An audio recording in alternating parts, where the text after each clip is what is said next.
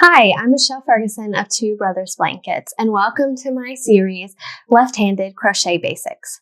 I'm a left-handed crocheter, and I know how hard it can be to find really good resources for us lefties, which is why I've created this series, the Left-Handed Crochet Basics blog series. I'm going to teach you all the things you need to know, from how to crochet left-handed to how to read a crochet pattern, and so much more. I'm so glad you've joined me, and I hope you find this helpful.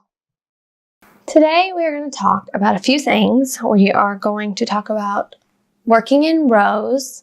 We're going to talk about slip stitching. We're going to talk about what to do if you make a mistake or miss a stitch. And we're going to talk about how you fasten off and weave in your ends. So to start, I have my H8 5mm crochet hook again and my ball of yarn. I have a few rows of single crochet worked up already. These are rows because we are working back and forth and turning our work. So you're either going to work in rows or in the round for the most part. Working in rows means you are turning your work. So I'm just finished out a row, I'm chaining one and I'm turning my work and I'm working back left to right. As a left-handed crocheter, you will be working left to right. Right-handed crocheters work right to left. But you will be working left to right at all times when you're working in rows. So I'm working to the end of the row.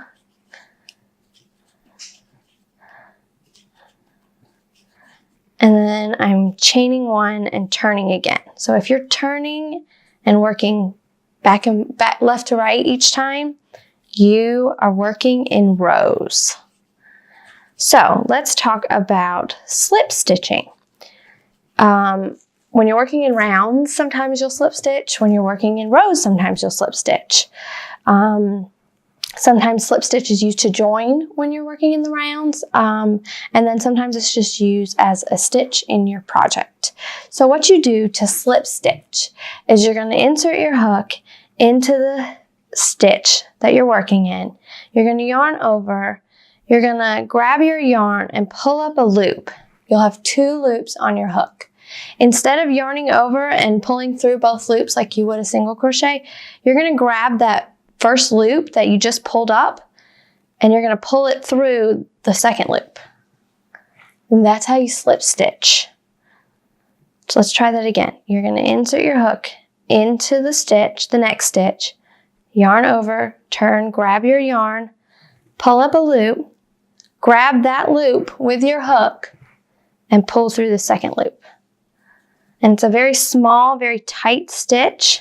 Let's do a few more so I can show you up close. Insert your hook into the stitch, yarn over, grab your yarn, pull up a loop, two loops on your hook, grab that first loop on your hook and pull it through the second loop. Insert hook into the next stitch, yarn over, grab your yarn, pull up a loop, two loops on your hook, grab that first loop with your hook and pull it through the second loop. Now see the difference in these are single crochet, these first three, and these are slip stitches. They're very like flat surface, tight stitches that you'll see often. Insert hook into the next stitch, yarn over, pull up a loop, two loops on your hook, grab the first loop and pull it through the second loop. And that is how you do the slip stitch. You'll find this often as well. See the difference in height on those? That's a single crochet. Those are slip stitches. So they're a lot flatter and smaller. Let's talk about if you made a mistake. See how I just pulled out that yarn? That is what we call, us crocheters call frogging, because you are ripping it out, rip it. So let's see, okay, I'm gonna work a single crochet. Say you miss a stitch and you work into the next stitch on accident and you're like, oh no, I missed that stitch. What do I do? Say you worked the whole row. Let's finish the whole row.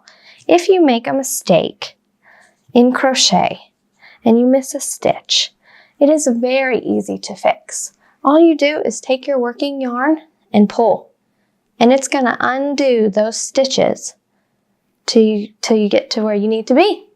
And then you can work it just like you're supposed to and work into that stitch that you missed and redo it. It's very easy to pull out your stitches if you make a mistake. And like I said, we call that frogging. A lot of times you'll hear that term. It's just a silly term that has taken, gotten trendy and everybody uses it. Okay, so we've learned working in rows, we've learned slip stitch, and we've learned what to do if you make a mistake. Let's talk about counting stitches. When you're counting stitches, you're going to look up at the top with these little V's that we've talked about that are stitches. Though that is your stitch. So one V is a stitch. So we're going to count 1, 2, 3, 4, 5, 6, 7, 8, 9. I have 9 single crochet stitches, and that's the way to work for all of your any kind of stitches you're doing. If you're counting rows, sometimes it's easy to just look and see where you've turned. See the little hump right here, and then we've got like a little V look right here. That's where I've turned. So that would be 1 row. That would be 2 rows, 3 rows, 4 rows, 5 rows. You can also use what is called a stitch marker to mark your rows. As you go up a row, you can stick it to the end of your stitch, and that will help you count rows as well.